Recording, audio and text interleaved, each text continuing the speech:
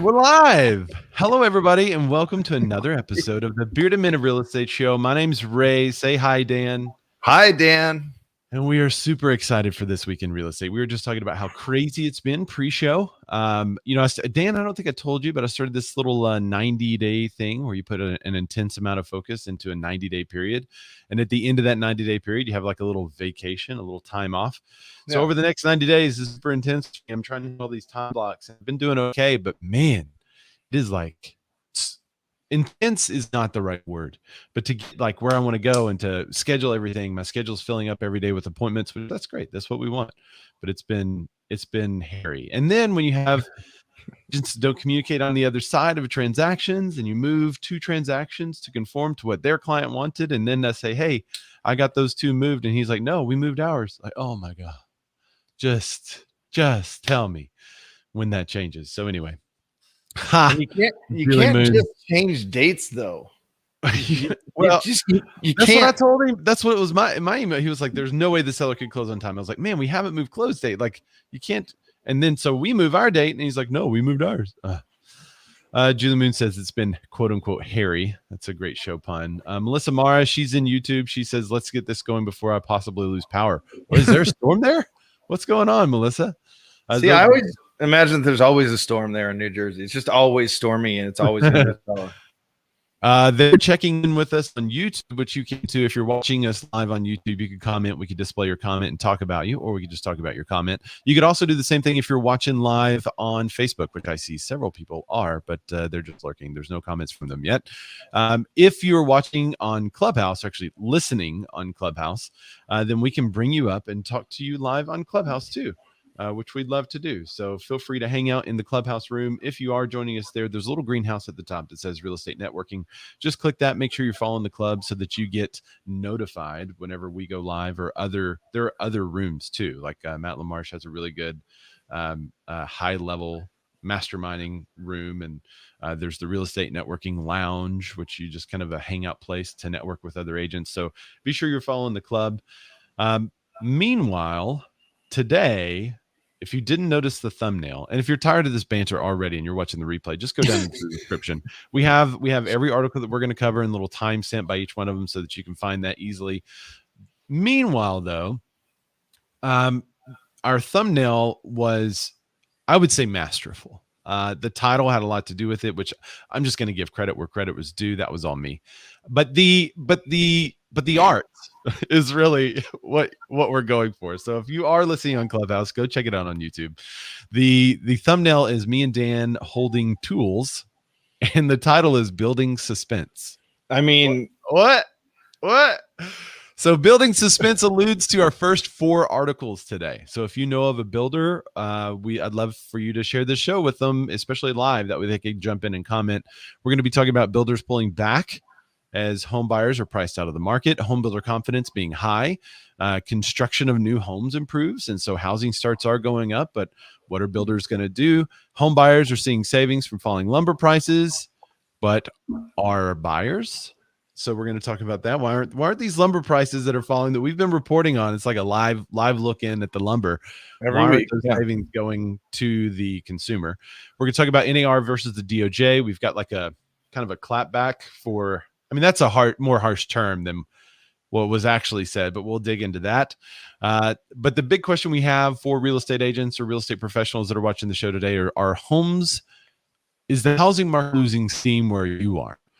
We're going to talk about a couple of articles with that. EXP is getting a mortgage company called Kind, and Oregon banned love letters. So if we don't make it all the way there, that's the big ones. And then Matt shared an article. I don't know if we'll have time to cover it today, but the $5 billion house hunt. So we'll try to get to that one too from the Wall Street Journal. D Jones checking on Facebook. She says, hey, Beards. Hey, D, what's up? So Dan, before we get into all these articles, could you tell people what this show is actually all about? You know, I'd love to. Now, when Ray and I met here on the interwebs, let's say 27 years ago. It's one of my favorite numbers. 27 years ago, we met here on the interwebs. Just after Al Gore created it and Pants, Ray and I met. I hear an echo, by the way. But I had an idea for a show because I am, in fact, a bearded man of real estate. But when I met Ray, I noticed something very interesting about him. Really, Daniel? What was that? He hates palm trees. Hates them. It's not my favorite tree. I mean, if you're going to be a tree, you should have more leaves than just up there at the top. You should do something, right, Ray? It doesn't do anything. They just go up and they do nothing up there. It doesn't even provide shade. Nothing. Not even shade. Doesn't even look cool. Well, only on video games. Yeah, they look great in video games, like in screenshots for video games or movies or title pages. 100%. Yeah, other than that, they don't need to exist. They're anyway, rare in my part of the world anyway. But we did have someone that say that they were going to take their palm tree with them when they moved, and that was disclosed in the contract, which is kind of funny. I've never written in a palm tree. I've written in turtles into a contract, but never a palm tree. More on that later. But anyway, that was a little bit me, as I hate palm trees, and I was hoping Ray does too. Nico asked if 27 years ago was when the beard started. Yeah. I started at 20 years old. I started growing a beard. I always get that question, by the way. How long have you had the beard? Like, how long does it take to grow that? Well, it doesn't take that long. It took 6 months to get it this long, but I just cut 4 inches off of it. So, I mean, it's not really that. It's more commitment to the beard. But I digress. So I obviously noticed that Ray is a beautifully bearded man, but what I also noticed is that he loves giving value up front to not only his clients, but also just to humans in general. So the show is about being more as an agent, but also being more as a human. Yeah, and one of the ways we believe that we should be giving back in the industry is by knowing what in the world is going on so that you can help advise your clients with sometimes their largest investment. And that's why we're here today. So, and we do have a little bit of a shortened time frame. Wait, D. Jones says, I just bought my husband beard maintenance, LMAO. That is amazing. Shampoos and stuff. Good. He needs a boar's hair brush, perhaps. That's... And by the way, we always have a shortened time frame for the show because we are busy realtors. But today, I think we're serious. Yeah. We got to go. All right. So you ready to get in these headlines? Yeah. Let's do it. Quick. All right, cool. All right. So the first article up. I almost said the first article up for bid. The first article up is from CNBC. We're going to cover 4 articles kind of like back to back to back to back. Oh, Christian Harris says, morning, gentlemen. Been a minute since I have been able to partake. Well, I'm glad you're here, Christian. He's got a good podcast too. You should check out. All right. Builders pull back as more home buyers are priced out of the market. There are several signs the market for newly built homes point to potential slowdown. Data released Tuesday added evidence that builders are pulling back. Single-family home housing starts continue to rise in June. Many of those homes already sold. Building permits, that's an indicator of future construction, fell more than expected last month to the lowest point since August, and we're about 100,000 units below the 6-month average. That is a significant pullback. This is a quote from Peter Kvar. He's a chief investment officer at Bleakley Advisory Group. He said the single-family market in particular desperately needs more new homes, especially the lower end, where first-time buyers need more price relief and more supply choices. But we also know that it's getting more and more difficult to deliver from builders' perspective at the wanted price points. And we've been talking about this forever, how the bottom 1/3 of the market is not getting any of the new builds because most builders want to focus on the top 1/3 or the middle part of the market because that's where they're getting the most profit per build. And it's been a problem for a long time. It's one of the reasons why everything's underbuilt. So elsewhere in the market, mortgage applications to purchase newly built homes dropped by 24% in June year over year.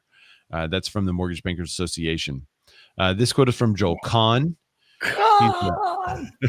He's an MBA economist. He said home builders are encountering stronger headwinds of late and severe price increases from key building materials, rising regulatory costs, and labor shortages are impacting their ability to raise production.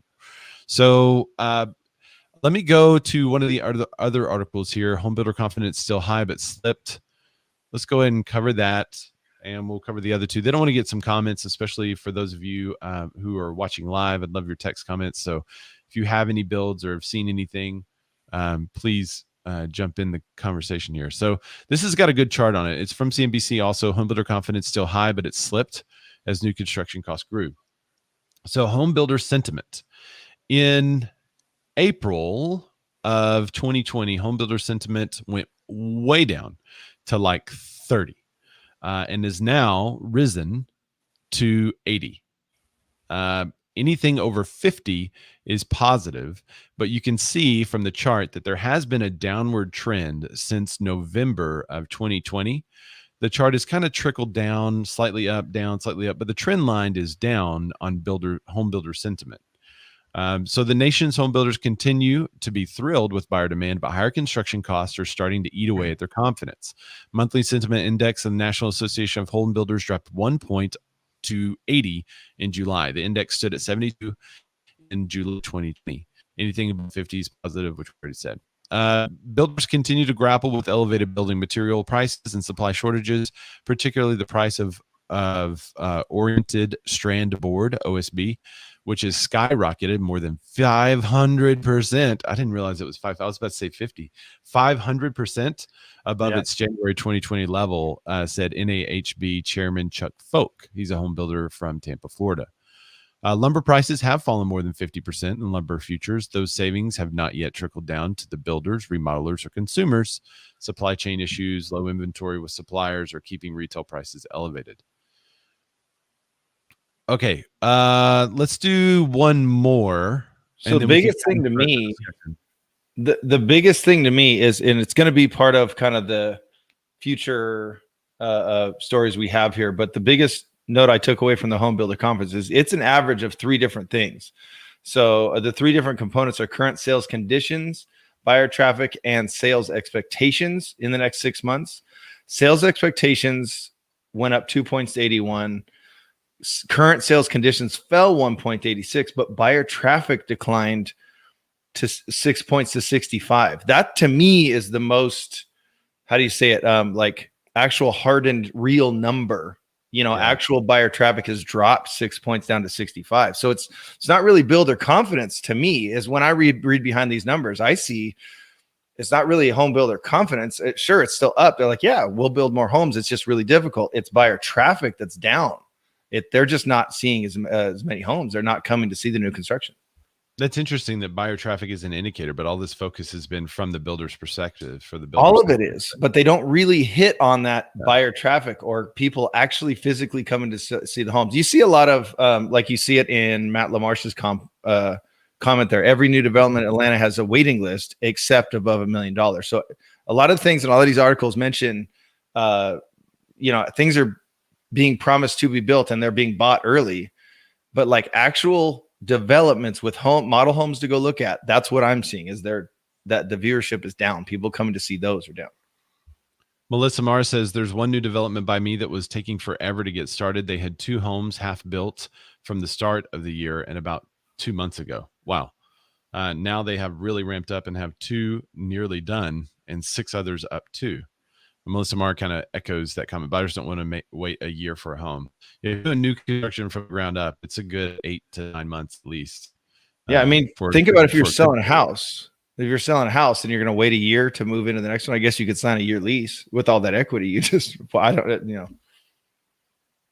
Moon says all of our new developments have closed pre-sales. They won't even price houses until they're finished.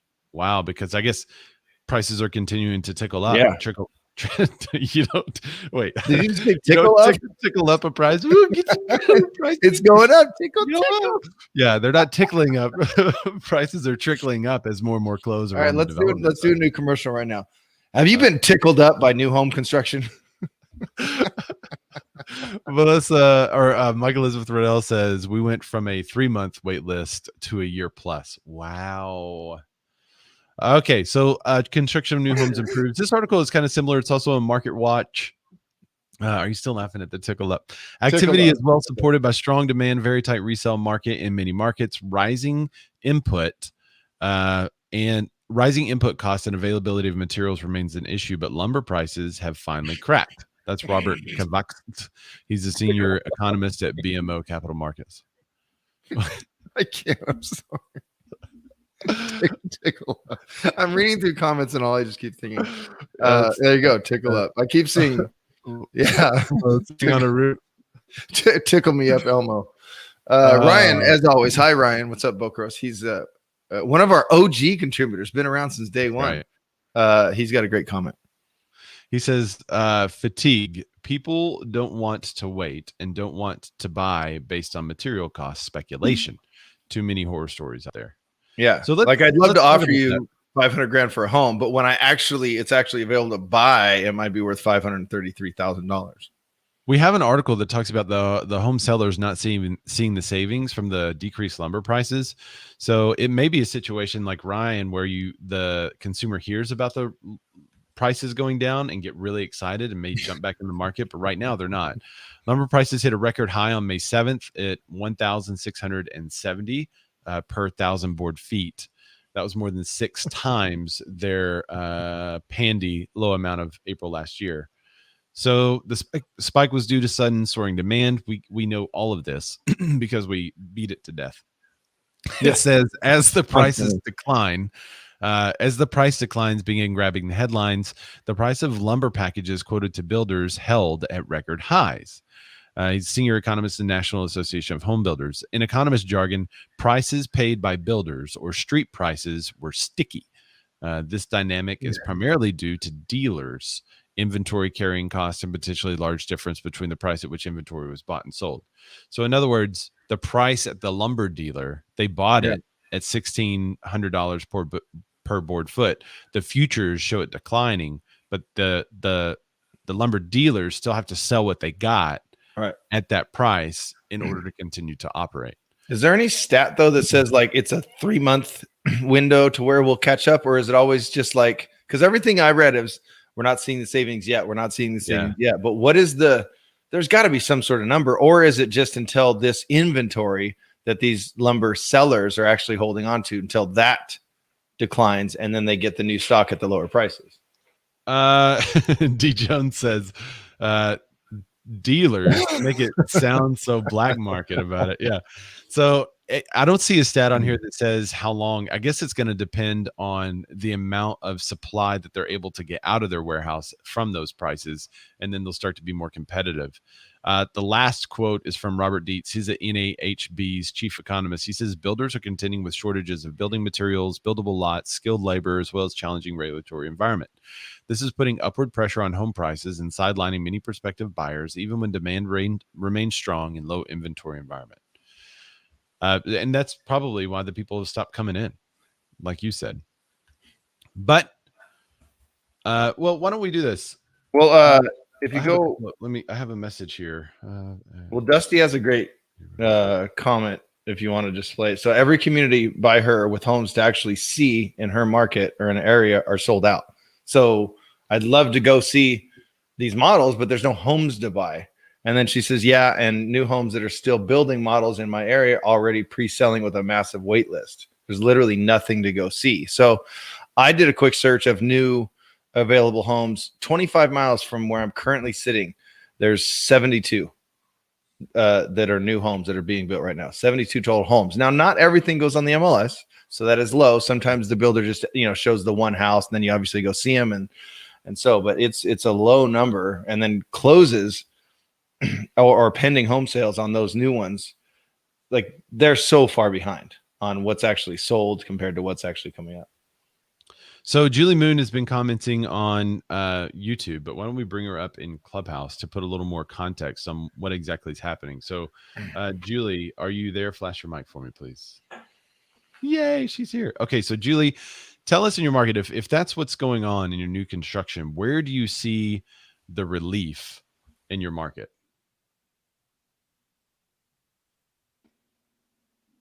So we don't have any new construction. Oh, sorry, I got a call. At all. And for our market, that would be pretty much anything under $450,000.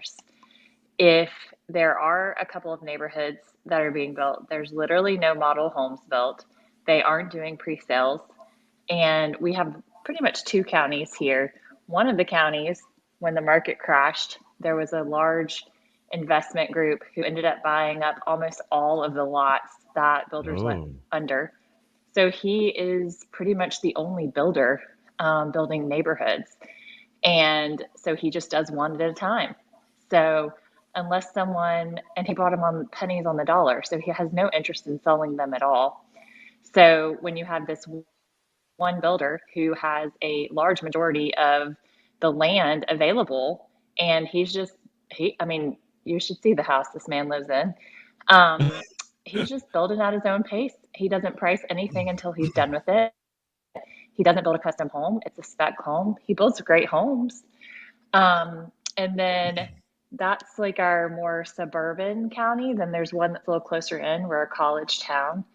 And that county has 0 neighborhoods being built because we don't have any really, I won't say 0. Maybe there's like one neighborhood I can think of, but there's not a lot of available land because it's an old city.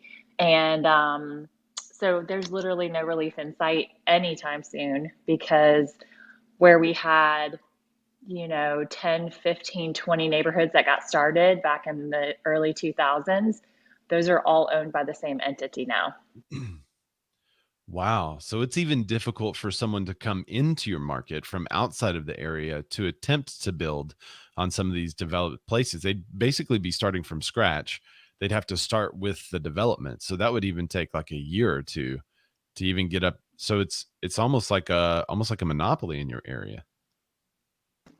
Yeah, it is. And then the only people who can afford, who are willing to pay the super high land price that, the farmer who owns this big piece of property that he's only selling for some ridiculous price per acre, are the really, really big builders who are not our local builders, but they're the Reliant and SR Homes and things like that are the bigger builders, and they'll pay a lot more money for it.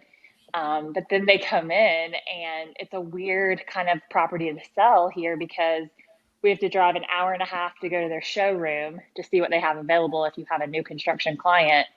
So it's really difficult. And it's really, I mean, even a buyer here doesn't want to drive an hour and a half into Atlanta to go pick selections for their property, on top of all the other delays and difficulties and things that there are with new construction right now. So it's just really not desirable. And people who are wanting to pay in this market, a $500,000 house is usually like a pretty custom house. So if you're paying $500,000, $600,000, $700,000, you don't want a spec home. You want to pick your fixtures, and you want to pick your tile, and you want to make a couple of changes in the layout. But these builders aren't really allowing for that because they want to build a spec home and they aren't taking a pre-sale. So it's an interesting dynamic. I had a physician client who wanted to buy a new home here, but there wasn't even a model home. He was moving here from another city, so he doesn't even know what houses look like in this town. And it was just like, there's nothing to even look at to buy. So what does he buy? He buys a house from 1980. Yeah, it's almost like there's a phrase that we've used a lot in real estate over the years, the champagne taste on a beer budget type of thing. but what's happened is everything that had the champagne budget, suddenly it doesn't give you the champagne. But their expectation as a buyer is that they should be getting these things. But now your spec home is $500,000 to $600,000 in your marketplace. And if you want to get the truly custom thing, you're going $800,000 to $1 million. Maybe. I don't know your market, but I'm just saying. Yeah, exactly. So it's going to be, and I was talking with another agent about this, because they were like, well, I've got this guy, he wants to sell his house, but he didn't want to sell it yet. He wants to wait maybe until next year. That way they can, because at the price he's going to have to sell it for, he's not going to exactly afford what he's looking for. But I told the agent, I was like, well, what he's looking for is going to continue to increase in price from now until next year. So it's not going to he's not going to catch up if he's only basing this on home values or appreciation of homes.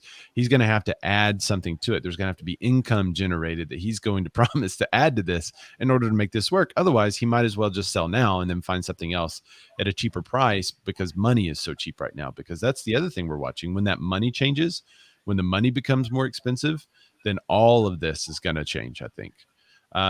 And I have a follow-up question. I know, Matt, you're also kind of in the Atlanta area. Whenever you have these clients, Julie made the comment, instead they're buying something from 1980. That's what I'm seeing also in my marketplace. I've got a couple of friends that they want to build. They wanted the brand new, beautiful construction, because they couldn't find what they were looking for in the price range of, $600,000 or $700,000, because everything in that price range they would have to change anyway. And it's so crazy. They're going to have to add materials costs, custom cost to the price of the resale home too. So as you're serving clients, Matt, how do you find what they're looking for and also help them take into account that extra customization when they can't just go build new because nothing else is there? Great question. And this is like the hardest question to answer right now in real estate, I feel like, because, Thank you. and That's what just we to do. give you guys some context, I think I probably sound like a broken record on this, at least for the Atlanta area, but we're only producing about half the homes that we should be right now. And that's according to demand. So in Atlanta, we're building about 4,000 homes a year. The average year typically looks like, and again, based on demand, is about 8,000. So, and it's been this way for like 3 years now. So we're 4,000 a year, 3 years, 12,000 homes in the hole, basically. But the reason this is the hardest question is exactly what you just mentioned. Material costs are up, but really what people are missing about construction, renovations, changing home, what like however you want to do this, is a labor issue. There is a massive labor Yeah. shortage right now. And I met with a contractor yesterday that has a small business here that, you know, he'll have a guy for a month or two or three, and then that guy will get a better opportunity to go somewhere else and get $1 or $5 or $10 more an hour because of his skill set. And so a lot of people are talking about materials, but we're not talking about the labor shortage. And that's really what's driving the cost of this stuff up. A good contractor, and that's not an oxymoron, a good contractor that runs a good business understands that, yes, the product and the materials that come along with it are parts of it, but the bigger part is the skilled craftsmen that go along with it. And so it's really, really hard to find good labor right now. And that's really what I think most people are missing. So, but the way that we're winning deals right now is expanding search.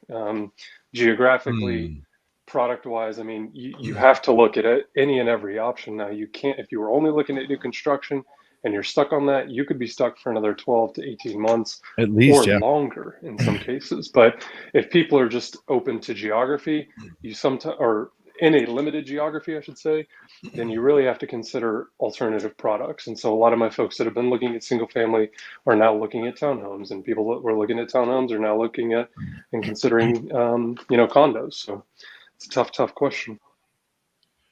Well, that's what we're known for here, is to ask the tough questions. And Julie says, let me put that one up. Julie says, we're about an hour from Atlanta and cost is cheaper. And so now with people working from home, we're getting some Atlanta overflow. So it could be a situation in which Matt refers people to Julie and Julie refers people into Matt too. So thank you guys for joining us for the Atlanta housing update. We got the metro and non-metro areas. That's right. While we're at it, we have a couple other people. So Jan is here. He's LA in the South Bay area. Jan, what are you seeing as far as new construction goes, man? Absolutely. Hi, hello everybody. I actually wanted to add a couple points to what Matt was sharing, and we're seeing that as well here. Our office, we work with a bunch of builders in the South Bay, and I want to point out that our builders are facing a few big issues, or have been throughout the pandemic. The first one was basically securing the lot. It's funny how the buyer's mindset changed throughout the pandemic, and a normal buyer who just want a move-in ready house suddenly was okay with a house that was needed a lot of work. To us was like a teardown, but to the new buyer who was desperate to get a hold of real estate, they would even like overbid on that. So it was very hard for builders to make sense of that purchase, like purchasing that house that they usually come in all cash and at a certain price. Suddenly they were competing with a normal buyer, and that made it really difficult to, first of all, get the land. Secondly, we had that lumber price issue, and we had a bunch of our builders that they had their stocks and they were just using what they had and were hoping for a price to come back down, and that was slowing down the project. Like some of our normal timeline for projects was like 6 months. We would just some of our builders will build the whole house. Suddenly that timing changed. So that all have played into the pandemic and the inventory issue. But what I'm hoping will happen is with the market becoming healthier, buyers focusing on what is right for them and not just overbidding everything, then it'll be easier for builders to have their normal process. So that's what I've been seeing, and I want to say the changes that are happening hopefully will make or level down the market to the right situation. And I'm seeing it like I see the inventory is coming up a little bit, very slowly. Like in whole LA area, I see sometimes 10% or more, but in some areas like South Bay, still we don't have much houses, and especially for builders, they're also facing this issue of finding that land that they want to build on. That's my 2 cents. Thanks, man. It'll be interesting to see what happens from here because it sounds like a lot of them are between a rock and a hard place. And I want to get to Justin if he's still here. I want to ask him about the market in Canada. But before I do, I want to get a couple of comments in too. So Dusty Martin says, in my area, fridges, washers, dryers, and toilets are even on back order. She says the few builds that we actually have make it, or the few builds that actually make it into the MLS are pending within 24 hours. Michael Elizabeth Rodell says, with the rising cost of building, it's no wonder builders aren't pricing until it's completed. We have contingencies written for the buyer to have to cover everything above 10%, but for an average buyer, that's crazy hard. Because they just don't have the money. They're coming in there and they're wanting to buy it. Right. And they don't have the additional. And you got to have another, hopefully another 30 grand laying around. But how are you going to update the home and do all that stuff? Maybe it's built within the loan somehow now. She also says that new builds that are a luxury market, I found super disappointing. You get more square feet, but materials are still like $2 a square foot tile. Yeah, I've not seen an increase in the bling. D Jones says I have clients that get approved for a reno loan. Yeah, I just closed one of those. Dusty Martin says, let's also not forget the big builders are not offering a lot of cookies anymore, let alone working with agents anymore. Huge turnoff for that's going to be a huge turnoff for not necessarily the agents, but the buyers themselves. They're going to feel, and I think she goes on to say they're going to feel like no cooperation means that they're trying to pull a fast one on the buyer. Yep. And then let's see. Melissa said there are also a few builders or contractors here that will no longer willing to do additions and renovations, only new builds. Yeah, we've had that. I've had a pool company stop doing any servicing on the pools. They're just going to do new builds because all the demand that came from the pandy. Melissa Mara said, I have a client that wants to do an addition, which means the house has to be raised and she can't find anyone to do it. Wow. And she means physically raised, by the way, like up. D Jones says, but LA must be willing to explain a reno loan and not talk to the LA is that okay, the lending agent must be willing to explain the reno loan and not talk them out of accepting a reno loan. Or a listing agent, I guess. By the way, anyone noticing landlords dumping rentals with a tenant and will only accept an offer if the new buyer closes before the tenants move, ultimately leaving the buyer as landlord? Yes. It's kind of a separate topic. We have covered that in the past, but due to the eviction moratorium in some states and in some areas, that kind of can't get people out practice, and so you couldn't get the people out. So now, if we only have, because all of these things are leading to, we need a solution to fix our inventory crisis, right? Yeah, we're almost there. Wait, before we go to what our government's doing, let me see if Justin, are you here? Flash your mic, man. I'll come to you.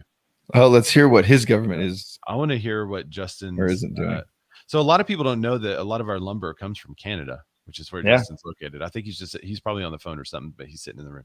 His profile pic is of him on the phone, so I'm assuming he's on the phone. He's on the phone. That used to be a running joke before you could tell if someone was on their cell phone in Clubhouse, is that Justin was always on the phone because his profile pic shows him on the phone. All right, so you already mentioned it. There is relief coming to solve all of these issues. And we have an article that literally breaks down the perfect plan that Biden has put together step by step of how he's going to do this. It's really awesome. We're excited to bring this to you today. I don't think anyone else is talking about it. No one is talking about it for good reason. Oh, Biden focuses on tackling the inventory crisis. Yay. All right. So what are we going to do here? President Biden, he reiterated the administration's focus on housing as part of its broader infrastructure push. That's it. Right. That's it. That's what I'm doing. I'm going to reiterate that I'm committed to doing this. It's a historic investment, Dan, in housing to generate 2 million additional homes, through the new construction and rehabbing. Really? Aggressive. Leaders in the Department of Housing and Urban Development joined the National Association of Realtors policy experts last week to discuss potential solutions to what's been called a, quote, dire historic housing crisis. This article, by the way, is Realtor Magazine.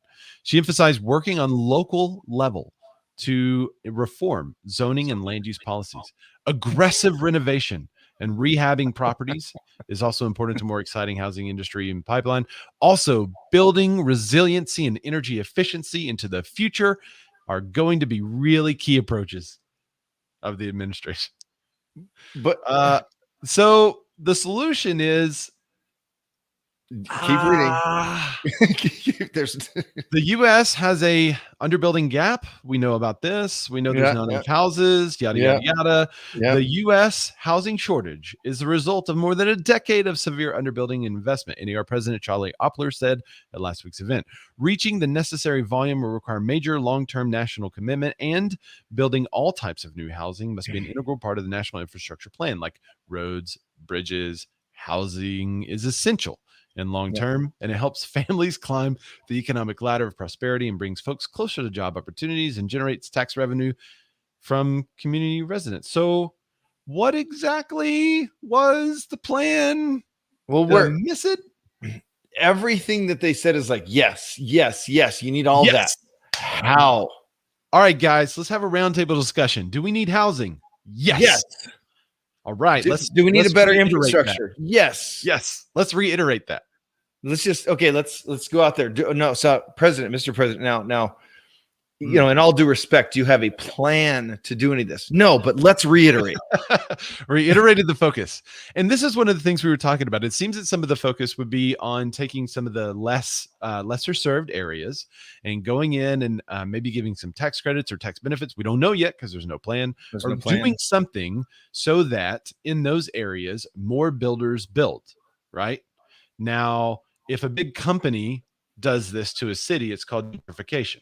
And oftentimes people are against gentrification because the people normally in that city have nowhere to go. It can be on any level. We talked about it happening in Jackson Hole with the middle class not even being able to live in Jackson Hole and work at restaurants anymore because the upper class is there and taking up all of the housing, and it's become a really popular place. We talked about that on the show prep show yesterday. If you missed it at 2:00 Central, 2-ish Central on Tuesdays. Very ish on that only one. On Clubhouse. So you got to follow us on Clubhouse for that. Clubhouse, CH only. So I think we all agree that we need more housing, but no one has any idea how to do it in a way that, number one, wouldn't adversely impact or disenfranchise those that were in areas that couldn't afford to live there if the area was improved. That's a problem. And then two, where do they put the incentive so that the builder builds so that the people buy? And because the incentive has to be enough to where the builder somehow gets magically more labor, a better price on materials, and more land. Adam Johnson, he's in there. What's up, Adam? 200 per square foot home. Adam Johnson says, building 200 square foot homes for $150K, definitely solving affordability issue. No. See, this is where I think we have, I haven't seen her here. She's not here yet. We have to mention it. Christina M. Smallhorn. Yeah, you're talking a tiny house. Tiny house. She'll be here. She'll show up. Tiny house. So Mike Elizabeth Rodell says, so the government can't figure it out, so delegate it to the local level. Right. She goes on to say, I don't know, that's completely horrible that they can't come up with a general fix because 100%. Often that mass fix is dumb. Agree. Yeah. California may not be the same fix for Minnesota. So agree, but there has to be a plan that okay, here's our plan, here's what the local levels need to do, and here's your money, go for it, and then it changes based on. And I think we say that on a lot of issues. Or we could just let the free market sort it out, which may be kind of what they're going to do. Yeah. Now, I don't want to knock NAR visiting with administrative officials. That's important because we do need a good relationship with the administration to continue. And this may have been kind of a photo op / stunt, given their current troubles with the DOJ and quote unquote competition. Reiterate. Right. If they could reiterate their focus on consumers, then maybe they wouldn't have such a a bad issue with the DOJ, perhaps. But it seems like everyone is for a plan, but we don't have a plan, or there wasn't one. We're all pro plan. We're all pro. Let's figure out how to get more houses. But how do you do that and not have, how do you do that right? So that's a I don't know if anyone, but that's where it's got to come down to the local level, where the plan is in place. We're going to do something. The funding is in place, and then you give it to the hyper local level, because there's going to be different areas. You can't mass update. You can't mass change things. In the article, it says aggressive renovation, but that's where you teeter dangerously upon the gentrification, which is, can kill an area for people who are born and raised there. I'm going to bring up Kelly. Kelly Jones is in the house. Hi, Kelly Jones. Kelly, tell us what you just you sent me a DM on Clubhouse. What'd you say? Yes. So our issue on our local level, because it really is a local issue. Our issue is we have in the Memphis area, there's quite a few municipalities, and that's the only area where we seem to have any land that we can build on. Well, these municipalities know that, and they have levied such high fees for new construction. It has become so hard for these builders to build in a reasonable level. They're starting at like $650, which for Memphis is huge. First of all, it's completely out of conforming limits, and number two, like that's nowhere near first time home buyer areas. So, and on top of that, we have an entire area which has a ton of space available going towards 55 in Nashville, but they have stopped all building because they literally cannot the water not water purification, but the water utilities, they have no utilities that can withstand it. They would have to do all new plants out there, and that's going to take years, and that's put a halt on a lot of construction out there. So on the local level, I mean, you can give it to the local level, but in our area, they're really they're mismanaging, packing their wallets full, which more power to them. Some of them are even putting that towards, actually all of them are putting that towards new schools and things like that. But it's a municipality competition out here when it comes to new construction, and then they just jack up the fees, and it's crazy. Yeah. Thanks for giving us a little bit of insight about what's going on in your area too. Adam Johnson, what are you, a big capitalist? He said, we need to start building high-rise units and selling individual, wait, I got to move that and selling individual units instead of renting. I think that this is the solution, single family condo attached rental type thing with amenities and sharing common elements. He's a big fan of the Jetsons is what it is.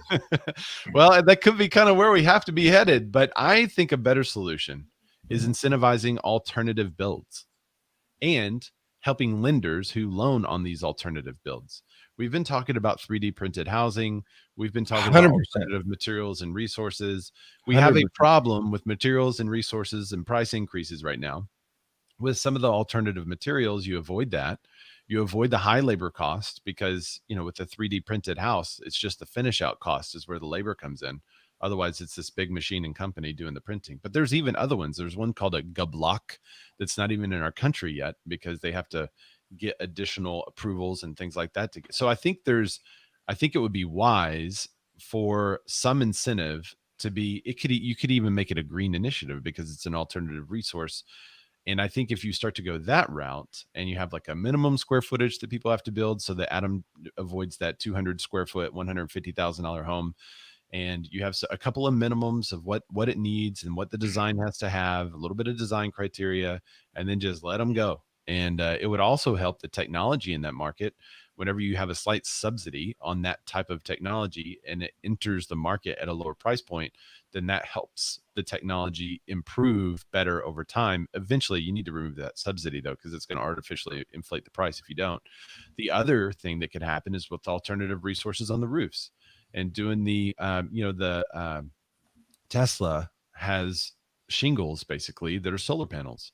And that kind of stuff, because the prices aren't that far off from a regular roof, once you calculate all the utilities costs and everything, that can start to relieve some of the burden on the grid as well. So I think there are ways to do it, but I think we have to think outside of the box, and maybe not necessarily in a way that benefits a traditional build. And I think it's time to make a new industry, make a new branch of an already existing industry. Matt Clanton, the Tesla driver, says, did somebody say Tesla? Yeah. No, but we did say all set, which is still a conspiracy theory we haven't figured out yet. All right, so let's go. We have 10 minutes. Let me get to, oh man, we got to cover the DOJ thing. And I mean, if you want, go quick. Let's go quick. Well, so you want to hit the first one, then I'll hit the second, or just with the actual meat and potatoes of what he said? Yeah, basically Oppler, who is the NAR president, Charlie Oppler, he says that our MLS model is prosumer. The compensation model and the MLS model is prosumer. So I'm going to read his quote. Commissions for real estate agents and brokers are negotiable, always have been, always will be. Let's put that on the table right now. That's his clapback he is. I think he gets. And that's as far as he goes, as far as a clapback goes. Yeah. It's a free market at work. And the reality is the commission structure gives everyday Americans critical advantages they wouldn't otherwise get. Wait a minute. Are we starting to get there? The structure is what ultimately makes it possible for many people to realize the dream and benefits of home ownership. But okay. But what about like those who are disenfranchised and wouldn't be able to afford a house if they were to have to buy one and pay for? He didn't mention any of that. No, he does. He actually does. Oh, does he, Dan? Yes. All right, go ahead.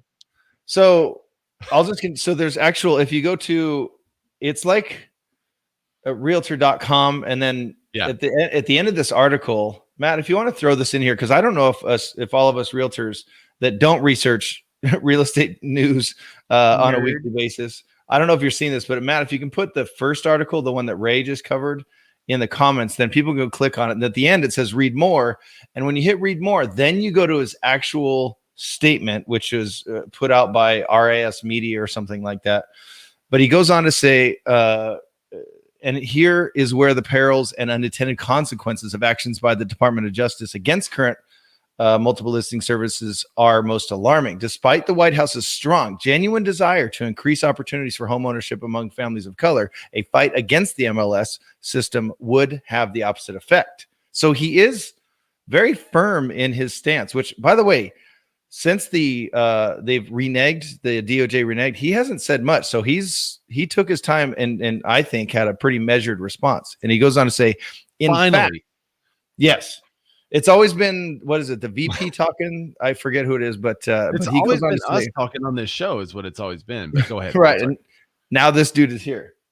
He's still recovering from the logo thing. But anyway, he says, in fact, the traditional commission structure where the listing broker offers to share his or her commission with the buyer broker ensures the greatest possible equity for first time to middle income home buyers from all walks of life, who may otherwise not be able to afford a home and professional representation. So this is where he covers what you're talking about, Ray. If buyers had no choice but to pay a commission directly to an agent on top of their closing costs, it would increase out-of-pocket expenses in a way that could freeze out many from an already competitive market. With the nation in the midst of a historic ongoing inventory shortage, that's a problem that's all too real today. So he actually goes on and puts stats behind it. So in fact, 24% of buyers in 2020 had to delay purchasing a home by more than 5 years because of the potential debt, and 31% of those were first-time home buyers. Given even more competitive pricing and bidding competition in 2021, those challenges are even more exacerbated. Love that word. Seems to me the last thing we want to do is make buying a home harder for everyday Americans, especially given large racial disparities in homeownership that they still exist for Asian, Hispanic, and Black Americans who make up a critical portion of first-time home buyers. And he goes on, and again, if you want to see the statement, it's on realtor.com. I know how our message was delivered, and she happens to be in Clubhouse now. I'm sure it was Lisa Dunn. And she's quoted at the beginning of these articles. She's famous, and we all know her and love her. So be sure to follow Lisa Dunn. Isn't that right, Lisa? And let me bring you up. Did you tell Charlie what we were talking about the other day in our room? Well, I'm thinking somebody was eavesdropping, because there's a whole lot of stuff in that statement, which is like, it's about time I'm super glad they put this out, but this is exactly what we were talking about in the pregame of the pre-show pregame And show. last Friday. And this is the message that needs to get out there. This is the message that needs to get to the DOJ about us all being small businesses and how this is actually, could harm consumers instead of help consumers. I think it's very well said, very well put, and I'm glad they took their time. But honestly, I think we had a spy. Yes, and that spy is in the Talk Nerdy to Me Club. So you guys be sure to follow that. Follow Lisa and her rooms, because this is what we were talking about last week. We were talking about everything that was happening with the DOJ. And this is exactly what we said. This is the way that you win this conversation, is by talking about the realities of who it impacts and the actual value agents provide. Saying that, no, we just want to keep it the way it has been because that's the way it has been, is not going to win. So thanks, Lisa, for popping up here. Well, and one thing I'm going to just say real quickly to everybody who's in the room and listening, all across America, across the world, whatever, we have a value proposition that's difficult enough as, realtors, boots on the ground, agents, but who really has a problem with a value proposition is NAR. And they're not out there, plotting demise for realtors. I don't know why everybody thinks that they do nothing, but this is a good piece to share within your office, within other brokers. If anybody's saying they do nothing for us, they do nothing for us. We're fighting the Department of Justice so we can continue to do our jobs as we have been doing them. And this is really super important work. So if people could just, spread the word that there is value to your membership as a member of National Association of Realtors, whatever your state association is, and your local association, because they're the ones that are fighting those fights about those developments we were talking about earlier about, the ADUs and, zoning and this and that. Part of the problem we have is you can't build one of those wonderful little 3D built homes on a lot like in California without jumping through just absolutely ridiculous hoops. Yep. Even if it's an infill project, local government is going to fight you tooth and nail. So this is how we band together to get these things done. I am off my soapbox. Thank you. Thank you so much, Lisa. That's perfect. I appreciate it. So thanks for joining us on the show today and gracing us with your presence. So that's Lisa Dunn, everybody. Be sure you follow the Talk Nerdy to Me Club. She's just popping by in the Real Estate Networking Club today. So that's cool to see her here. There's two other articles. We're just going to hit them really brief. The housing market is losing steam. This one is on Housing Wire. It says mortgage application for new home purchases just decreased 3% from May. In May was 23.8% from year over year, suggesting the slowdown in housing market, according to a recent report. This is basically an echo of the same thing that we talked about last week. Overall sales and new volume are still down 7% from last year, according to Joel Kahn, NBA Vice President, Chief Economic Industry Forecasting. Last year was the strongest year in the housing market for new home sales in a decade. So right now, home builders are encountering stronger headwinds. We've already talked about the reason why there's a lack of supply. Basically, the article goes on to discuss that had there been more supply, there may be more buyers coming into the market. Let me go to the next one. Home sales are beginning to stall as buyers hit their limit. This again talks about some of the affordability crisis, what people can buy versus what they could buy a year or two ago. 56% of homes sold above their list price. That's another record high, up from 27% a year ago. So we've been saying on our show that it seems like the market is, quote, slowing down a little bit, but it's not necessarily slowing down. You're just getting fewer offers on a property, but the offers you are getting on the property are far more significant and competitive. So it seems like in those cases that it's not really a slowdown in the market. It is that the market has adjusted and the buyer's expectations have adjusted to the current level of demand. Dan, they expect to compete. They expect to have to go through, be run through the ringer to get an offer expected. So a lot of times they're just throwing out their best foot forward. I don't know if we're going to hit the next one. It's essentially the same thing. But the biggest thing I see as far as the losing steam goes is, and this is from the next one, homes for sale are still being snatched up quickly throughout the country, but a recent slowdown in bidding wars may signal some buyer fatigue in the housing market. So this is just from Redfin, but what they're seeing is they reported that recently 65% of home offers written by company agents in June face competition, which is down from 72%. Yeah. So, I think that's a significant dip. And I personally would call it a slowing or a cooling, which I think is needed. I do. Yeah. Raise percent. I think we have the same perspective. We just say it differently, but I think, and I said it last week, if you're a listing agent taking on listings right now, you have to under promise. I would not, I think it's still possible. Like if you get a listing lead that's, the house is worth 400, they say, like, 6 months ago, well, we want 500. Cool. Let's list it at 500. Let's see what happens. I don't know if we're still there is kind of my warning. I would still be careful about your pricing and make sure, don't look back 6 months, look back to the last month, really see what you're doing, and then try to predict the future a little bit. Because all my listings were pricing, I have a new one that's going on 20% below the market to see what happens. Yeah, I concur. All right, I'm just going to cover the two other. We'll try to get to you the next one that Matt Lamar sent about the $5 billion house hunt. There's a big landlord basically trying to buy more. From Canada. And they already own a bunch. They're trying to buy more. Canadians, man. Come on. Christina did grace us with her presence. So Christina says hi. She says hi to producer Matt there. The other two articles is Oregon banned the love letter. We didn't mention this on the show, but that happened, I think, on the 9th. So buyer love letters are letters that buyers are sending to sellers saying, hey, we really want your house. Here's who we are. We had a couple of people that had used that and said that, they knew ways to avoid, impacting protected classes and things like that. We had a debate in other rooms on Clubhouse, but we hadn't talked about that here. So Oregon has now banned those. And I bet other states will follow suit, maybe even something from the National Association of Realtors, because they've been discouraging that. And if you're a buyer watching this, you might be like, well, why? I want to tell the seller everything. But I always ask my clients who want to submit a love letter, are you okay if that seller does not pick you based on your race, right? Based on your color? It could go the opposite way. Yeah. And usually they're like, no. I'm like, well, all right, let's show them the money, right? So let's make a good offer. Let's show them our pre-approvals, proof of funds, and let's go from there. Christina Smallhorn, she says, I hate a love letter. Same. I used to love them. I used to, but I've switched in the last couple of years. All right, and the last article we're going to hit is EXP and Kind are mashing up together. So last week, was it last week or the week before we talked about Compass? I think it was last week. So Compass got a lending partner, and now EXP, Kind lending team, to launch a new mortgage platform. So this is on Inman. EXP World Holdings announced Thursday that it teamed up with mortgage provider Kind Lending to launch a new borrowing platform to consumers. The new platform is called Success Lending. Which you remember Success Magazine thing? Yeah, Success Magazine thing came out of the Dave Ramsey thing. No.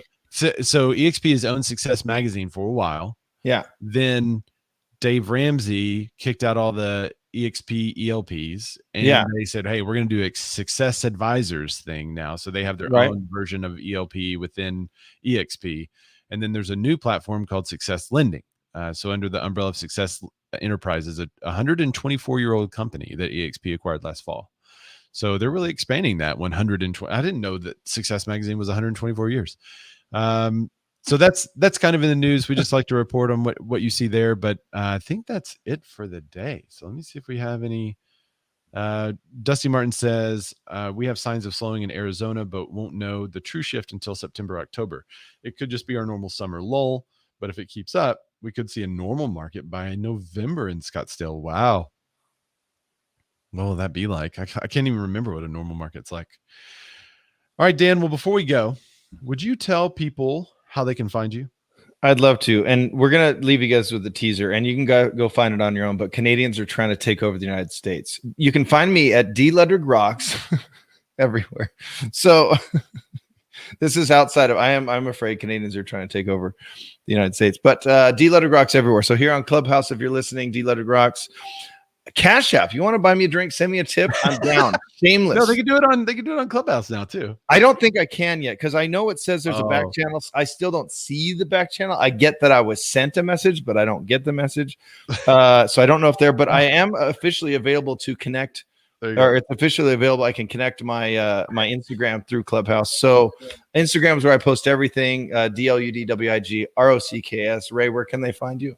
RAYZORBACK, just about everywhere. So just find me at RAYZORBACK. On Clubhouse, I am Ray Ellen, but somebody else has my name on Instagram. So Matt tried to send me $1, but the button's gone. So Android's not there yet. So. Well, thanks everybody for watching us. We really appreciate it if you'd subscribe to the channel, share the show, let other people know about it, because one of the things that makes this difference is the participation from the audience. So you guys help make this show, and that's kind of why we do it. So we really appreciate y'all joining us, and we will see you guys next time. Tickle up Elmo. Love you guys. Tickle up Elmo. Later.